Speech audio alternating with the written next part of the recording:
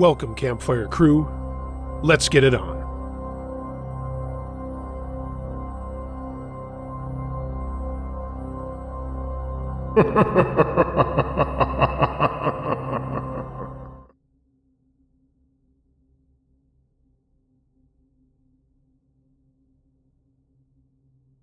Abandoned House by KC-135R. I worked as a police officer in a small town in rural Nebraska. Back in the 90s, I was patrolling through town in winter. We had several abandoned houses in town, but one seemed to have the attraction of copper thieves, so we were told to keep an eye on it. I drove by it around 7 p.m. Since it sat on a corner lot, I had a clear view of all four sides of the house as I drove around the corner. Nothing looked out of the ordinary, and about 2 hours later, I drove by again. The back door was wide open. I know that back door was not open when I drove by it earlier. Looking at the snow on the ground around the house, there were no footprints. So I thought, what the hell? I called dispatch, tell them I'm investigating an open door at that address, and ask for a county sheriff to start my way. I walk to the open door, pull out my flashlight, and shine it inside. The house has obviously been gutted for the most part. The plaster walls have been torn down, debris piles everywhere, and since there were no footprints in the snow around the door other than mine, all that dust on the floor not showing any footprints, I chalked it up to the wind, or maybe the door just opened on its own. I was about to secure the door when I heard a loud thump come from upstairs, and what sounded like kids laughing. So I enter the house and yell out, "Police department, come downstairs." More of what sounds like kids playing. I tell dispatch that it sounds like there are kids in the house and start making my way through the kitchen into the living room, where the stairs are. All the while, I'm cautiously checking the main floor. 2 more times I hear something upstairs, but since I've had no response, I start thinking maybe it's an animal. Still, I hear what I'd swear was kids laughing. I head upstairs, and it all gets quiet. The upstairs is relatively small, with a hallway at the top of the stairs that has one bedroom on the right, one straight ahead at the end of the hall, and a bedroom on the left. As I get to the top of the stairs, I hear a thump in the bedroom to the left. I carefully peek around the door, and it's an empty room with a small pile of plaster and wood debris in the middle. No kidding. Sitting on top of the pile of debris was a page torn out of a child's book, with a picture of a police officer on it. The hair stood up on the back of my neck, and I got out of that room, quickly cleared the other rooms upstairs, and then got the fuck out of there. I told dispatch nobody was in the house, locked the back door, and never went back in there again.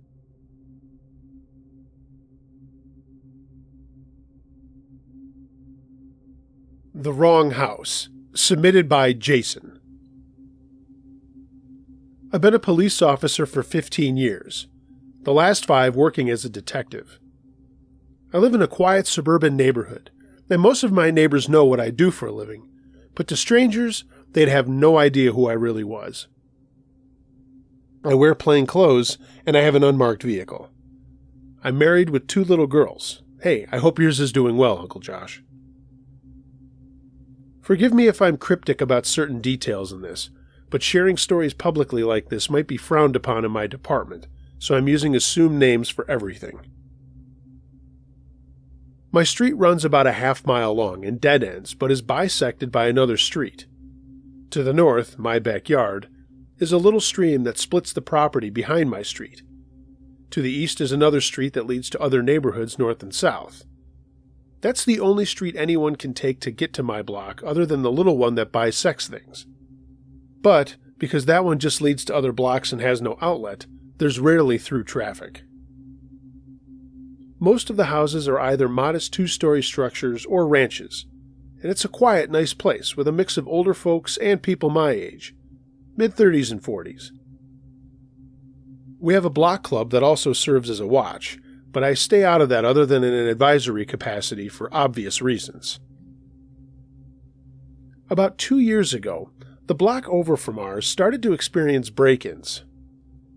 After the third one in 2 weeks, people started to get a little nervous, and the block clubs started to meet to talk about what they could do to help the police. Number 1, stop the break-ins, and number 2, send a message to any other would-be thieves. When asked, I told everyone the standard stuff. Keep your doors and windows locked, arm security systems if you have them, don't broadcast when the family was coming or going, and keep an eye on everyone else's homes and property. I stressed to be wary but not paranoid, and make sure something really was off before calling the police.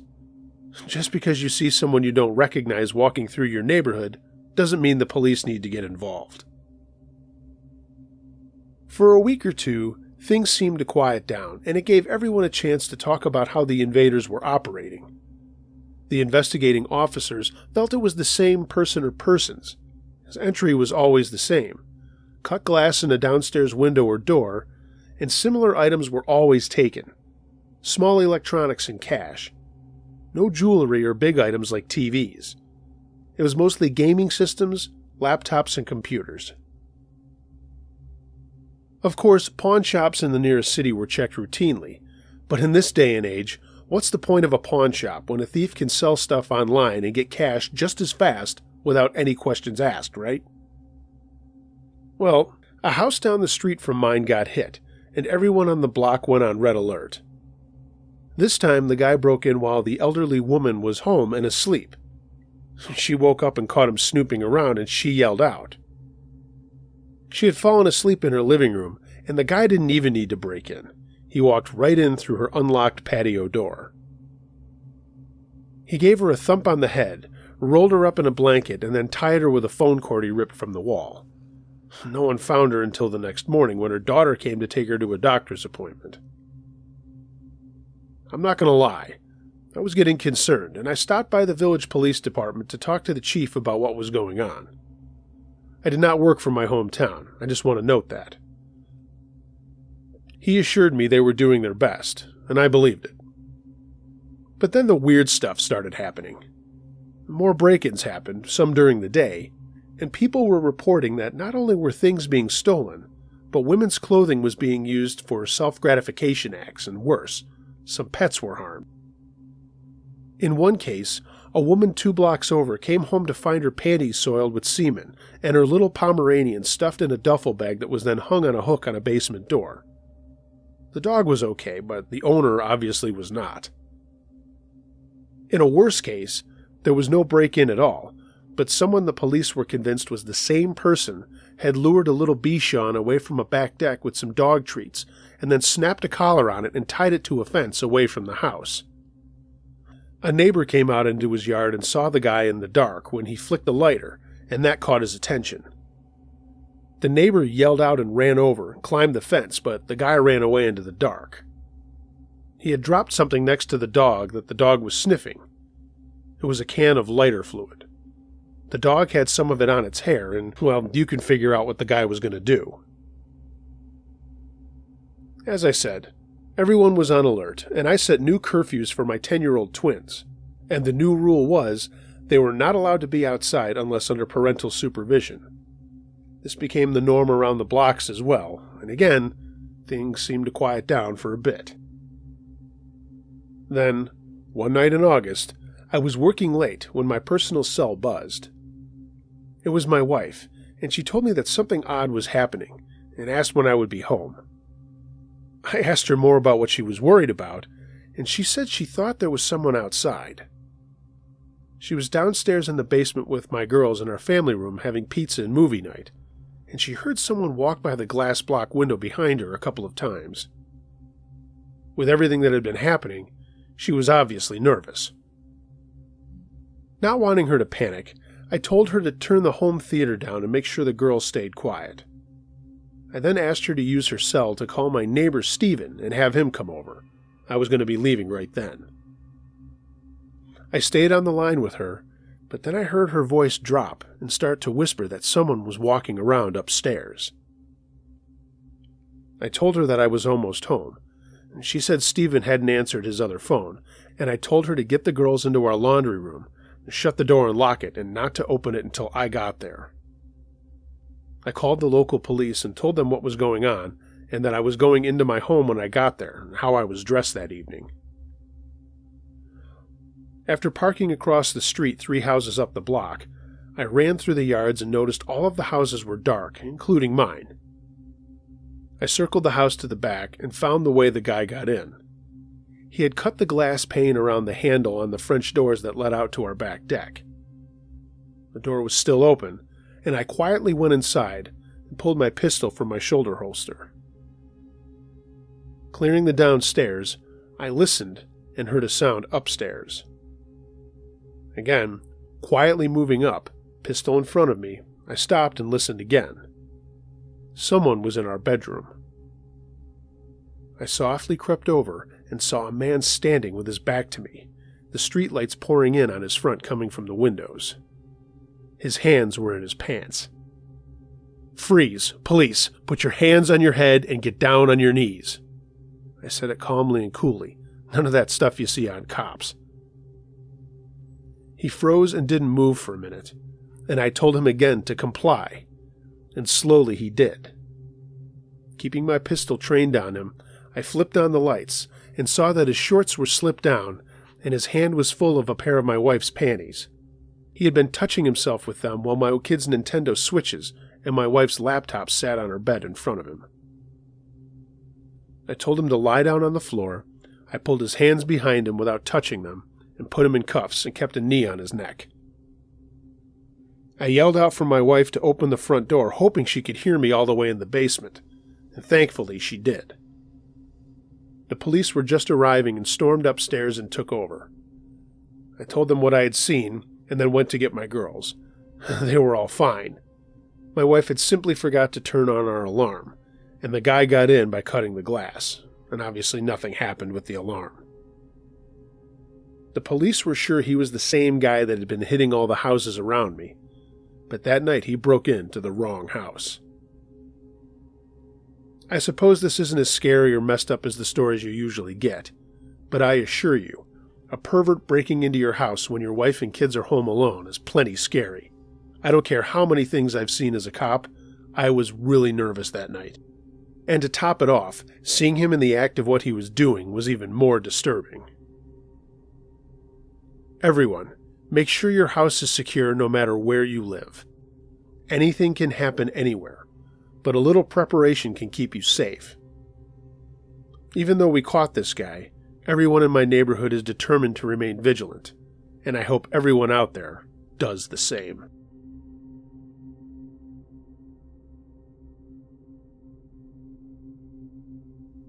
Possessed by Queen of the North 82.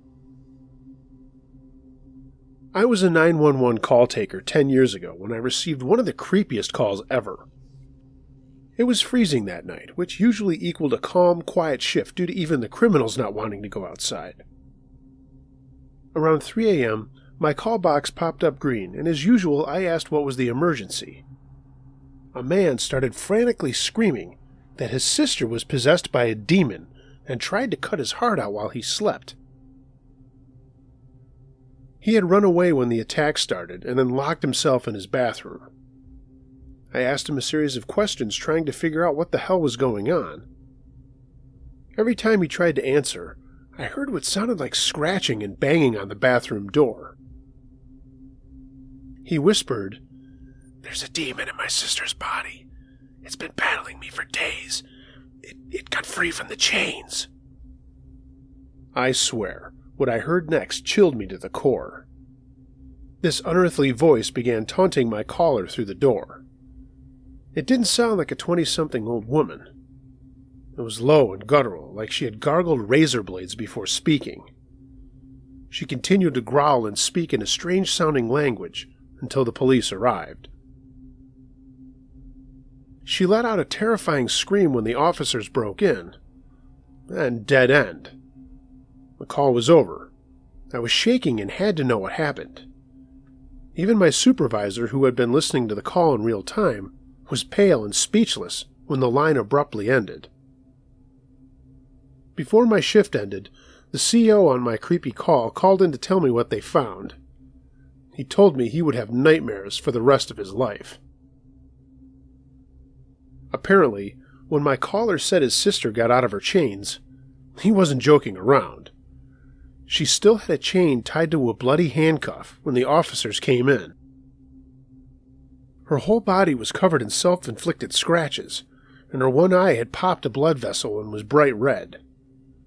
Most of what she was wearing was also shredded, and her skin looked like she had been drained of her blood. She was taken in for a psych consult, and as you probably guessed, stayed there for a long time. The brother was okay, except for deep gouges in his chest. His sister literally tried to dig his heart out. There was some talk about arresting the brother, but nothing ever came of it. I still can vividly remember that voice. It still makes my blood run cold.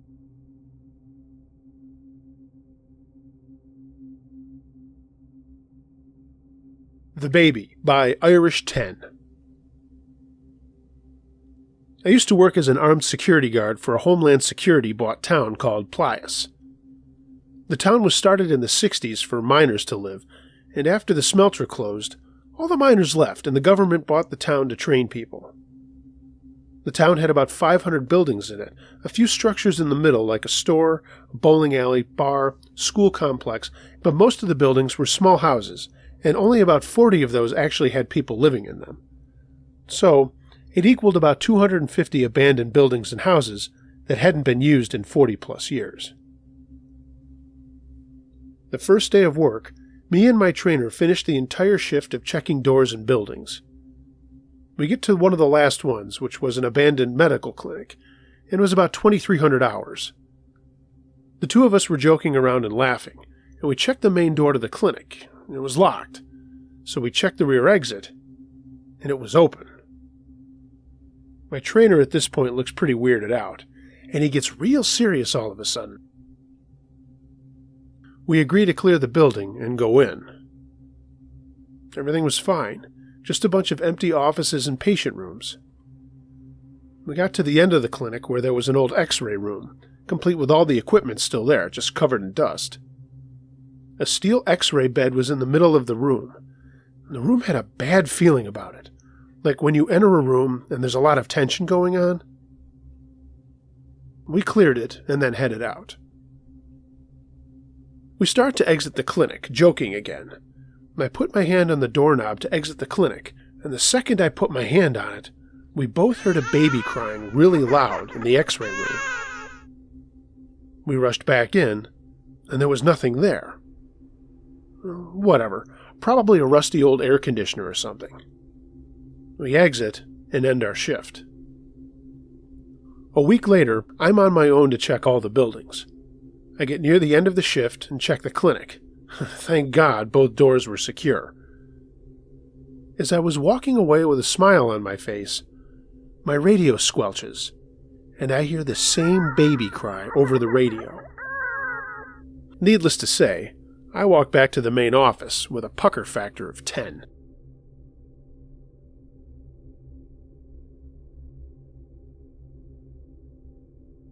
Zombie Lady. First, let me start by saying that there is a Whataburger of death in our city. Every time I've gone there, I've immediately had to respond to a death after I've ordered, at least 3 times that I can remember offhand. So it was around 3 a.m., I believe. I went to the Whataburger of death before I had christened it as such, and now I refused to go for fear of murdering another dude who might want of a taquito, and I was dispatched to an open-door alarm across town. I arrived, park a bit away, and walk around the house. As I get to the front, my partner pulls up and I say, "Looks clear, but I haven't gone to the door." And he remarks, "Well, it's open, so..." Now, I promise I'm not an idiot. I had just pulled up at an angle that I couldn't see the front door and was going to check it last. So we approach and announce. He and I remember that the resident of this household is crazy as hell. She calls in regularly to complain about things, but is also absolutely paranoid. Says things like she's deathly allergic to any fake scents, and so won't talk to you if you are wearing perfume or deodorant. Her son is also a severely mentally handicapped adult. Her husband is relatively normal, but she kicks him out of the house all the time. He's a bit cowed to it all, so he goes and stays in hotels for a week or two, and then comes back. Lights in the kitchen and back room are on, so we open the storm door and announce more. No response. So we start to clear the house. Immediately to our right is a dark hallway with doors on either side and in the very end. We decide to take that first, and as we shine our lights down, we see all of the doors are open, and at the end of the hall is a bedroom with someone lying in the bed. More announcements. We continue to approach. No responses. Now we pause and think, dude? Just to each other. Then we realize the person is a woman, and her eyes are open and are staring straight at us. Ma'am, police! No response. Dude, is she dead? Nah, dude, she's breathing, look. Look again. Yep. Steady rise and fall of the chest. Okay, she's crazy as hell. Maybe she's being crazy. Maybe she sleeps with her eyes open. We continue down the hall. Still no response. We clear the rooms to the left and right very quickly, neither of us wanting to take our eyes off of her. We get within about 9 feet, and again, Ma'am, police! Nothing. Blank stare. Breathing. Dude, there's a gun by her pillow. Now we're dumbfounded and freaked out a bit. I think, no matter what, I don't want her waking up, coming to, and grabbing it. So I say, all right, I'm going to holster, grab the gun, and get to cover. Watch my back. So I lunge, grab the gun, and immediately it hits me. The gun was in a pool of blood. I yell, fuck, and throw the gun on the ground. My partner says, what? I say, it's covered in blood. So he steps forward and hits the light switch. Then the full scene is clear to us. She's lying on the bed, gunshot wound to the head, and blood pooled around in a crook in her arm. No blood on the floor. Sheets were dark-colored and couldn't see any of it until the lights were on. She's still breathing, so we ask for a medic, code 3. I tell my buddy to go get a camera. He comes back in, and at some point one of us, I can't recall who, said, "Oh, crap, there's someone else in the bed." A small tuft of hair was visible from under the covers. We throw it back and see the adult son. Half of his head out, glazed over eyes. We update dispatch. 2 gunshot wounds to the head. 1 dead. We kind of step back, and medics are already on scene. They take one look, pick up the lady and toss her on the floor, grab the male, put him on the gurney, and run. Turns out, though most of his brain was on the bed, his nervous system was intact and was keeping him breathing. She was lying on top of him. His breathing made it look like she was breathing. She was dead as a doornail. It was a murder-suicide. So as my buddy and I spoke later, I swear she was alive. He said, I know. She's like a zombie. Fucking zombie lady. And thus, the FZL was born at my department.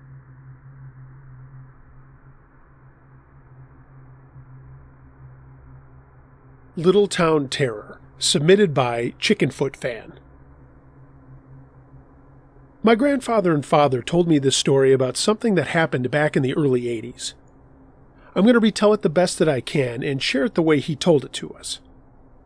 My dad was 10 at the time it happened, and he's been filling me in on the details when I ask him about it. I've been messing around with this tale since I heard your other stories about police and firefighters. I hope it's good enough for your listeners. My family hails from a town in the middle of nowhere, Kentucky. I mean that. It's a gas stop on the way someplace else. I'm not using the names of any real places or people, and I think everyone understands why with stories like this. The closest city to this town was about 40 miles away, and while there are state police, this little town did have 2 town marshals, my grandfather being one of them. Now, there may be about 700 people living there now, but back then it was closer to 1,000, as a big company had just been installed not too far away. It was a big factory, and that was why more people were around. My grandfather's place was just outside of town, and it was a modest home where he lived with my dad, aunt, and grandma. It was just a ranch with a pole barn behind it where he had a woodworking and metal fabrication side business. And as he says, if he wasn't doing his job keeping the peace, he was building or fixing pieces of stuff for everyone in town. I should say this outright. My grandfather was a very well-liked man. It's not like police today. My grandfather grew up in the same town, and so did my grandmother. He was truly a peacekeeper that everyone loved to have around at family get-togethers and church functions. My dad told me he only pulled his gun twice in his long career, and one of the times was what I'm going to tell you about with this story. After going to Vietnam, my grandfather came back home and married my grandma. She was a teacher, and he got his job with the police department. Outside of a judge for the courts, it was really like Mayberry, one other deputy and a one-cell jail in the town building. For serious offenses, bad guys got shipped to the county jail, and they became someone else's problem. My grandfather built his place on the edge of a town near a creek, and not long after came my aunt and dad. The biggest things that would happen would be property disputes or the town drunks getting into trouble. There were more churches than taverns and restaurants there, and it was mostly farm country. Like I said, the trouble started when my dad was 10. He'd just gotten home from school, and my aunt, who was a few years older, was still at her school that was much farther away. My dad remembers this part as my aunt was really upset and rushed my dad inside. And then she got on the phone to call my grandfather, frantic. Unfortunately, she got someone else and was just terrified that someone was outside the house and she didn't want him around. They radioed my grandfather, and she said, "I just need to speak to him. There's a man outside, and he was asking questions and wanting to come in the house." So she hung up the phone and then smiled at my brother. She told him to get himself a snack and to watch cartoons despite his wanting to go outside. This was odd. He normally had free rein to the yard. It was springtime, and he wanted to meet his friends out in the woods or whatever, but my grandmother wouldn't let him go. Not long after that, my grandfather pulled up and came into the house. Dad said my grandmother practically jumped on him and started talking about a man who came to the house looking for odd jobs and was acting strangely. My grandfather said it was probably just a guy from the town over that she hadn't seen and was just trying his luck looking for some work. Now, I love my grandfather, but my dad said that even at 10, he wondered why a guy would be looking for work like that when the new factory had just gone in and they were practically begging people to work. My grandmother said she didn't care what my grandfather thought, but she needed him to come by the house and check things out. She said that the guy was making like he was going back up the road away from the house, but then saw him go over to the trees and start walking back towards the house. My grandfather said to calm down, that he would have a look around, and then told my father to go out with him. He said they were going for a walk. Grandma went nuts and said he wasn't going anywhere because the guy could be dangerous, but my grandfather said there was nothing to it, and I think he was using my brother to make her feel a little bit better. He used to always use the term, "he looks cooped up," when it was such a nice day and my grandmother wanted him to stay inside. So, off they went. But I guess my grandmother kept yapping at both of them to be safe and all the stuff a mom says when she's nervous. When they went out and looked around, there wasn't a trace of anyone in the trees, behind the barn or down to the creek. There was just no one out there. The house was at the end of a dead-end road with only one other neighbor at the foot of the crossroad, so the two of them went down there to ask if they saw anything out of place. The older couple who lived there hadn't seen or heard anyone all day and couldn't really help. So they went back to the house, tried to calm my grandmother down, but she was still thinking something was wrong. 2 nights later, my grandfather was at a lodge meeting, and Grandma was home while my dad and aunt were at a church group. It was around 8:30 and dark outside when she looked up from the kitchen sink out the window, and there was a guy in a black ski mask standing right there looking in at her. She screamed and the guy ran off into the back, and then she frantically called the lodge to get a hold of my grandfather. He came flying home with some of his lodge friends, and they searched the area, but again, they couldn't find any proof of a guy being out there. Grandma was near hysterical and shouting, "He'll be back! He'll wait till you're gone, and he'll be back!" My dad and aunt got home and things calmed down a little, and no one said anything to them. The night just went on normally. That is, until the phone woke up my grandfather, and he had to run out on a call for a car accident or something. Grandma tried to stay up as she wanted to protect the house, but she ended up falling asleep in the living room waiting.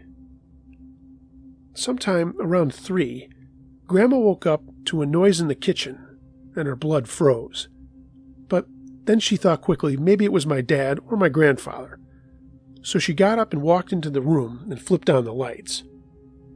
The refrigerator door was open, and there was a bunch of food stuff on the table, and the back door slammed shut just as she walked in. Grandma ran to the window and saw a dark figure running away from the house. Totally wigged out, she got even more scared knowing that she had locked the door when my grandfather had left. She waited until he came home holding onto a rolling pin and a broom, as if that was going to help anything. When my grandfather got there, she went off and he had to calm her down again, and he looked around. He checked the locks on the doors, but nothing was wrong with them. Now even he was getting unnerved about the whole thing. I mean, how was this person getting in? Then my grandmother noticed something else. My aunt's yearbook was missing from the countertop, and she had brought it home the day before.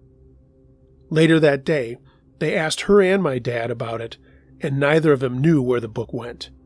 They searched both their rooms and the entire house, but the book was gone. My grandfather called an investigative unit out to check for fingerprints later that morning, but there were none unfamiliar to the family. He couldn't figure out who the heck this was. For 2 days, nothing out of the ordinary happened, but my grandma did drive my brother and sister to and from school, and then had 2 friends stay with her throughout the day. My grandfather was not letting any of this stuff go, and wandered out to his workshop to think and also craft some braces for the doors and windows one day after work. He wasn't going off the deep end, he was just a little wary. A little while later, my dad walked into the shop and had something to say, or rather show. He was really worked up and said he found something out back in the woods. My dad led my grandfather out there, and what they came upon was really creepy. There was a fire pit that had recently been used, and the bodies of 3 or 4 chickens that had their throats slashed. Blood was on some of the trees, but mostly on some sticks on the ground. When my grandfather stepped back, he saw that the fire pit was actually in the center of a pentagram. He looked at my dad, grabbed him by the hand, and said they needed to leave, and took him straight back home. My grandfather called the judge and then the investigative unit again. Another team of men came out from the state and took photographs of everything in the woods, but they found something else.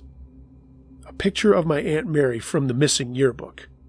It was mixed in with the blood and sticks on the ground forming the pentagram. My grandfather didn't say anything about that to my grandma. Things were getting out of hand, but he didn't want to wig her out more than she already was. He was also stubborn. When he was advised to get out of town for a while, he refused.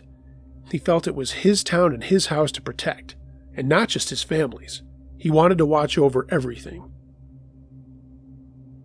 That night, he had a dinner at the lodge that originally was just going to be him and my grandma, but he took everyone to celebrate, or so they thought.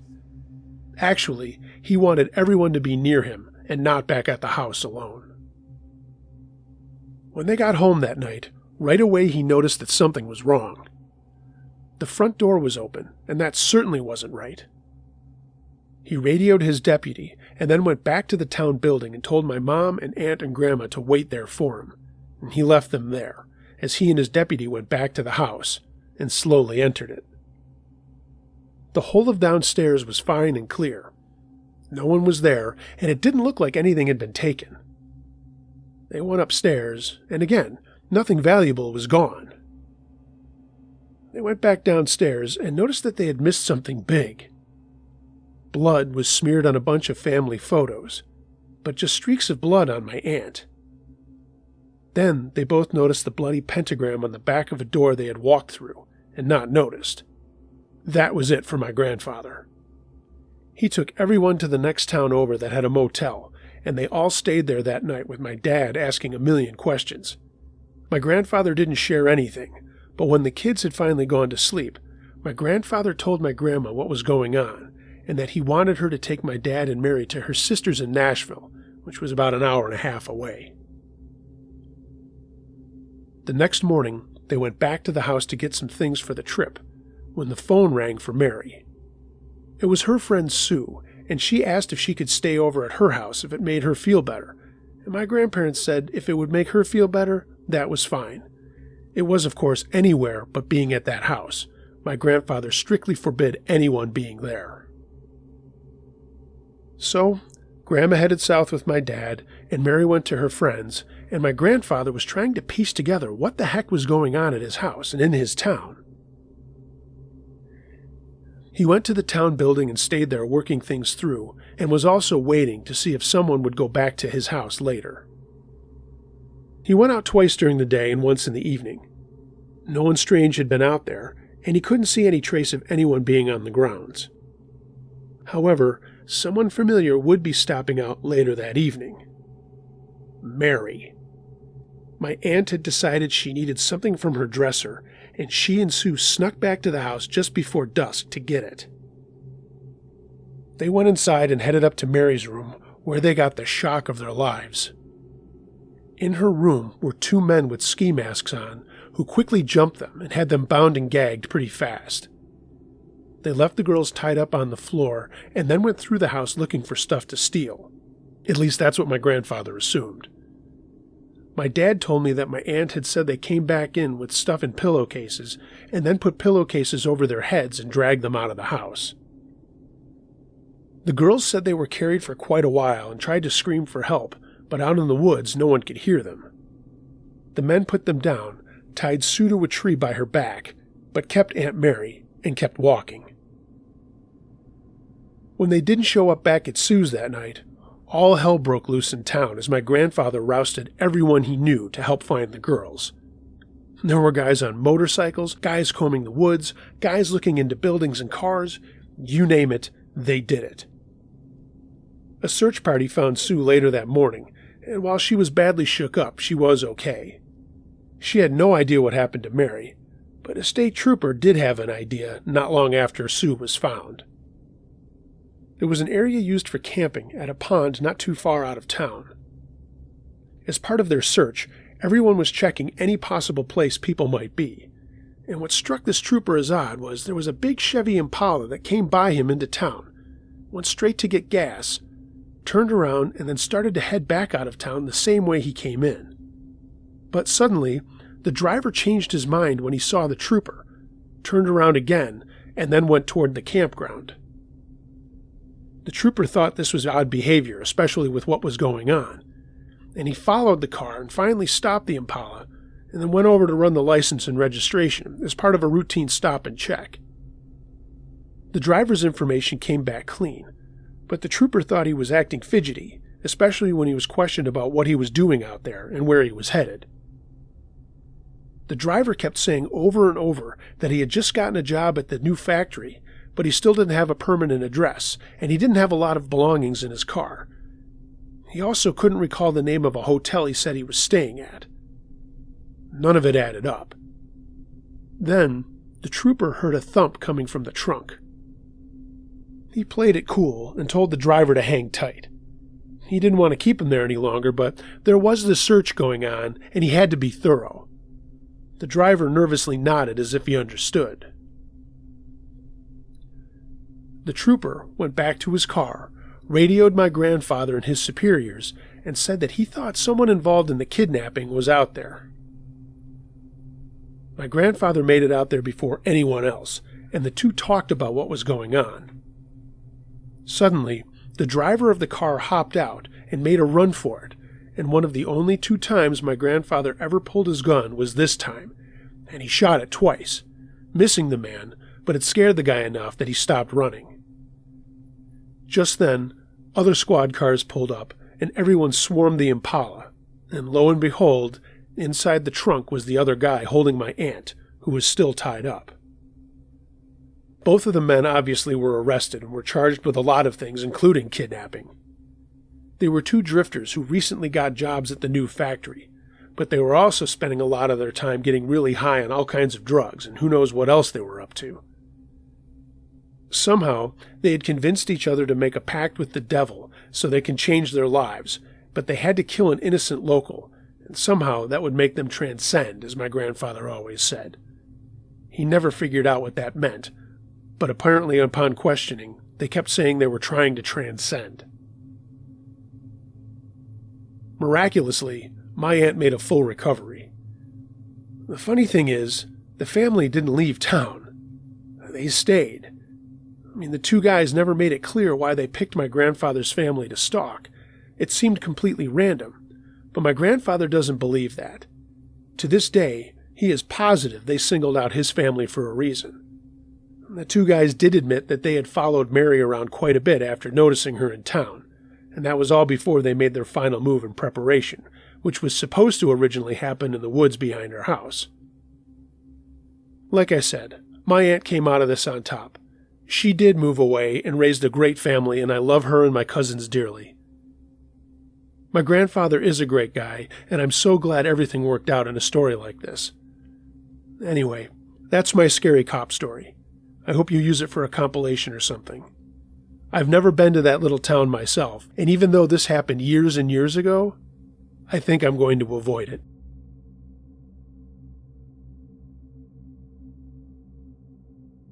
Abandoned hospital. A few years back, prior to sworn law enforcement officer, I worked as a security guard at a hospital. Sounds cool, and it was, except for the fact it was 9 p.m. to 7 a.m. I worked alone, and the hospital I guarded was abandoned. A year prior, the hospital built a brand new facility to replace their 5-story tall 1900s building. When the employees and patients left, they left everything in the place. It looked like the people just disappeared in a hurry. Partially full coffee mugs, uniforms hanging on coat racks, wheelchairs in the hall, everything as it was, with a good coating of dust. I was always a third shift kind of person. I don't get night jitters or scare easily, but this place could do it to the best of them. Every night I would walk or ride a wheelchair through the halls that were supposed to be empty and unused. Every night I would end up having to close doors and relock them.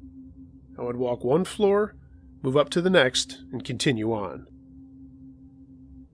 I got a little shaky when an hour after already walking down a hallway, I would have to turn off the same hall lights and close the same doors again. Or when I'd be walking down a hall, I would hear footsteps on the floor above me, doors opening and closing, elevators moving from floor to floor, phones ringing, nurse call lights going on, etc. There were only 3 times I got the "I hate this shit" feeling. The first time, I was checking offices on the 4th floor. There was a light on in a locked hallway. No surprise. This hallway hadn't been renovated since the place was built, short of electricity, so everything was from the 1920s. Unlock the door, flip the lights, walk out, relock the door, and turn to leave. Behind me, I hear the flip of a light switch. Through the frosted glass, I see the lights went back on. I left that hallway alone that night. The second time was riding an elevator between floors.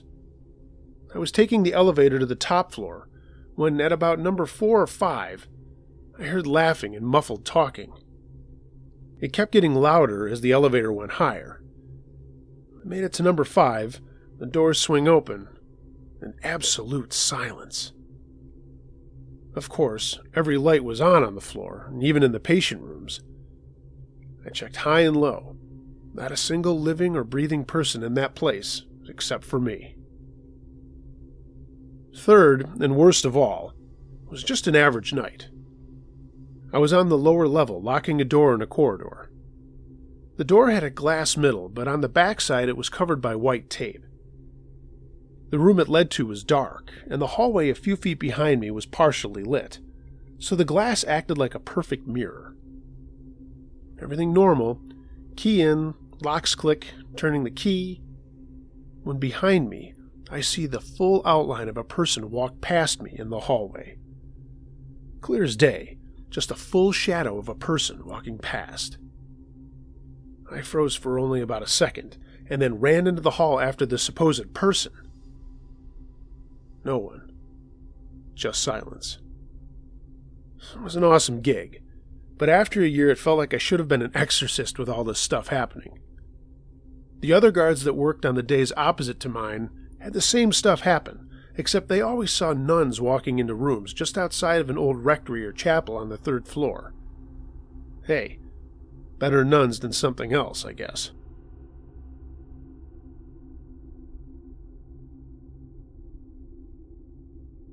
Help Me, John, by Nevada Drifter. Not a police officer, but a 911 dispatcher. There was an old couple who lived at a rundown ranch house about 20 miles east of town. When the husband passed away, the woman would call 911 at least 3 times a week, asking for assistance with very mundane tasks not normally dealt to first responders. I need help turning the thermostat up. I need boiling water for my tea, etc. The woman developed dementia, and eventually it progressed to the point where she believed she was calling 911 to ask her deceased husband for help. All of the dispatchers would recognize the address immediately, even though all she could say was, "John, I need help. Please come home and help me." One day she called, and again was only able to repeat her husband's name. I'm just calling him John. That's not his real name. "John, I need help. Please come home and help me, John." By the time the first responders arrived on scene, they found the woman lying dead in her bed. The first unit on scene called dispatch to confirm that it was the woman herself who had called 911, as rigor mortis had already set in. We wrote it off as the fact that the heater in her house wasn't working, and the ambient temperature in the room was about 50 degrees. We continued to receive 911 calls from that woman at that address for just over a year after she passed away. Even after her home was vandalized and burned to the ground, the phone calls did not stop. "John, I need your help, John. John, please come home and help me." We were obligated to send a response each and every time, but not once did we find anyone on or near the property.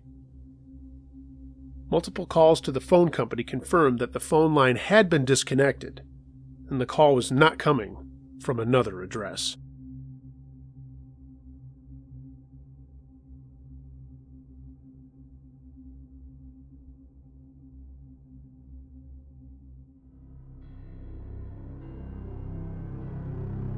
Hey gang, thanks for listening. I hope you enjoyed this episode of Uncle Josh's True Scary Stories.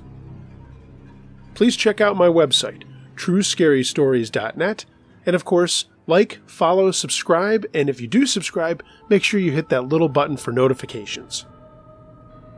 Follow me on social media, all of the links for that are in the description below, and of course, if you've got a scary story, send it to me, I read them all. Uncle Josh, truescarystories@gmail.com. I hope you've had a chance to check out my new logos. Those will all be available at my store at truescarystories.net. Click on Support and see the link to the Campfire store. If you're interested in supporting the channel further, consider becoming a patron. For as little as $1 a month, you'll have access to content early and some other perks. I hope everyone is well, and until next time, be excellent to each other. And remember, be wary of things that go bump in the night. It could be anything. A ghost, a monster, or the guy next door.